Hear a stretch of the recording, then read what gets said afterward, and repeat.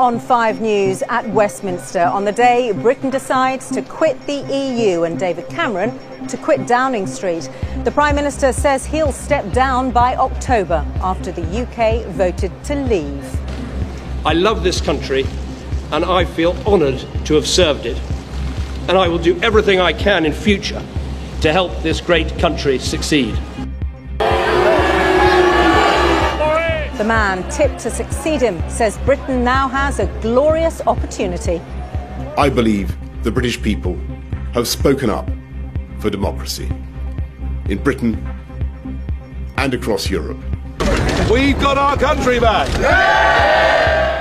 Nigel Farage hails the victory as the first step in the end of the European Union. But across the United Kingdom and the continent, the repercussions are being felt. Scotland voted overwhelmingly to stay in the EU. Nicola Sturgeon confirmed she is drawing up plans for a second independence referendum. Billions wiped off the value of Britain's top companies, and fears mortgages, fuel and food prices could all rise. And so many unanswered questions remain. We have the full story and what it means for you. Hello, I'm Sian Williams and welcome to 5 News live from Westminster on a day that has seen Britain's political landscape and its future transformed. The UK has voted to leave the European Union. That is the momentous decision that's been taken by the British people, and it's one that's likely to change everything. And those changes have already begun. David Cameron resigned this morning, saying it was now time for fresh leadership. Boris Johnson and Nigel Farage have hailed a glorious opportunity and a new dawn. But it sparked economic turmoil and the prospect of the breakup of the United Kingdom. And this is why. 17.4 million people, or 51.9%, voted in favour of leave. 16.1 million people voted Remain, a 48.1% share. Leave's victory, more than 1.2 million votes. In a moment, we'll be looking at what happens next. First, though, here's our political editor, Andy Bell. He decided to call this referendum. He decided Britain should stay in. But the voters have decided the country should leave. And now he has had to accept the consequences. I will do everything I can as Prime Minister to steady the ship over the coming weeks and months. But I do not think it would be right for me to try to be the captain that steers our country to its next destination. This is not a decision I've taken lightly, but I do believe it's in the national interest to have a period of stability and then the new leadership required. It was clearly an emotional moment for his wife Samantha, and by the end, for him too. I love this country and I feel honoured to have served it. And I will do everything I can in future to help this great country succeed. Thank you very much.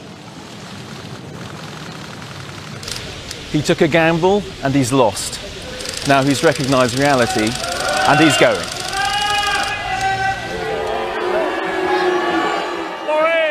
They booed the man who may be taking over. Boris Johnson's become the standard bearer of the now triumphant Leave campaign. But today he was playing the statesman and praising the man he beat. How sad I am that he has decided to step down, but obviously I respect that decision. I've known David Cameron for a very long time, and I believe he's been one of the most extraordinary politicians of our age. But he said the voters had reached the correct verdict. There is simply no need in the 21st century to be part of a federal system of government based in Brussels that is imitated nowhere else on earth. It was a noble idea for its time. It is no longer right for this country. The total number of votes cast in favour of Leave was 82,000. Early hopes of a Remain win soon faded, and through the night the results kept coming in, showing that Leave had pulled ahead. By the early hours of the morning, the man who lit this fuse 20 years ago was jubilant. So we need, as I say, a Brexit government. We need the negotiations to start as soon as humanly possible. We need to start thinking globally about our future.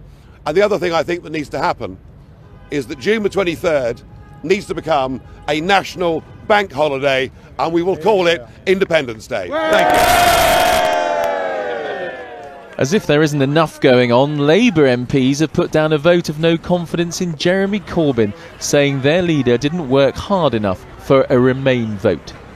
I campaigned the length and breadth of this country on a party position which was that we should support remaining in Europe, recognising the many deficiencies of the European Union in order to reform it. They were changing the guard at Buckingham Palace, appropriately enough, as David Cameron told the Queen of his plans. He leaves a country that's heading out of the EU, and possibly Scotland leaving the UK after another referendum. Hardly the legacy he wanted. Andy Bell, 5 News.